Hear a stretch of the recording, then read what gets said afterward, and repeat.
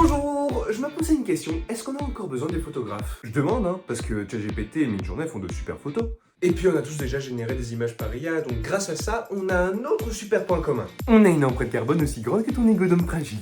Mais du coup, cool ou pas cool, l'IA photographe?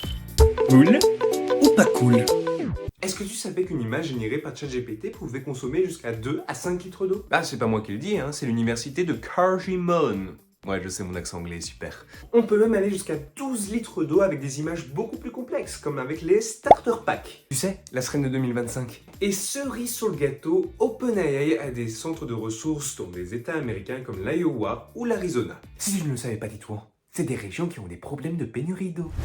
Pitié, Quoi? j'ai si soif. Non, on avait dit une bouteille d'eau par semaine. Mais j'ai si soif, je vais Bon, mourir. c'est bon, je suis pas un monstre. Tiens. Merci.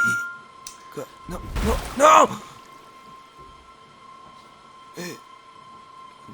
Bah, pas la peine de me regarder comme ça, dis-toi, on voulait un petit chat avec un petit chapeau. Ah d'ailleurs, il est mignon. Mais je m'en fous de son chat. T'es vraiment égoïste comme mec. Alors oui, l'IA peut maintenant créer de super photos, comme en 2023 avec une entreprise australienne appelée Absolute AI. AI. Aïe aïe aïe aïe. Aïe caramba. Oui bon, ok, j'arrête. Donc cette entreprise a gagné un concours en générant une image d'un surfeur au coucher de soleil. Ou alors on a aussi un photographe allemand nommé Boris Eldenson qui a remporté la catégorie Open du Sony World Photography Award 2023. Non mais sérieux, le nom est beaucoup trop long.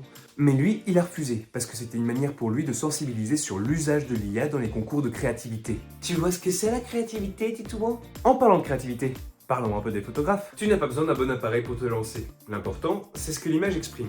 D'ailleurs, j'ai pensé à toi. Je t'ai sélectionné 3 techniques pour commencer, que je te dis tout de suite en voix off. L'effet cool le chauve. Et pas cool le chauve, même s'il est, mais on en parlera en fin de vidéo. Cet effet, c'est exactement ce qu'on voit à l'écran. D'un côté, nous avons un gentil petit monsieur qui a faim à l'idée de manger ses pâtes, et de l'autre, nous avons affaire à un psychopathe. Ou alors un homme qui veut aussi manger, ouais. L'effet a été inventé par Lev Kuleshov, un réalisateur russe du XXe siècle, qui a utilisé un plan d'acteur célèbre de l'époque, Ivan Mouzhoukin, pour le placer face à différentes situations. Résultat, les spectateurs pensent que l'acteur joue des émotions différentes par rapport au plan qui le succède. Donc en sachant ça, je vous laisse imaginer si on l'applique à la photographie. Les couleurs complémentaires. Ouais, en essayant de mettre un effet sur le nom, c'est beaucoup moins cool, mais tu sais ce qui est stylé? C'est de les utiliser. Pour vous expliquer, il faut se servir du cercle chromatique. Les couleurs complémentaires, c'est les couleurs qui se trouvent à l'opposé l'une de l'autre, comme le bleu et l'orange. Même pour toi, ça devrait être facile, Titouan. Mais maintenant, la question c'est pourquoi? Eh bien, c'est parce que l'association des couleurs opposées se marie bien ensemble. D'ailleurs, si tu regardes les affiches de cinéma, tu remarqueras que le bleu et le orange sont souvent utilisés, et c'est pas un hasard. Ça attire l'œil. Alors à votre tour de faire des associations de couleurs, de faire des tests, et peut-être que vous aussi, vous pourrez réaliser une affiche de cinéma. Les prises de vue. C'est hyper important pour donner une sensation à la photo. Il en existe 3 majeures. L'angle de face. C'est une vision neutre et plus naturelle, où on a la même hauteur que le personnage, où on a un pied d'égalité avec le sujet. On peut même plus facilement s'identifier à celui-ci. En plongée, le personnage paraît plus fragile, plus vulnérable, plus impuissant. Un peu comme Titouan finalement. En contre-plongée, le personnage paraît plus grand, plus puissant. Je suis plus puissant. Je suis l'original. Je suis Dieu.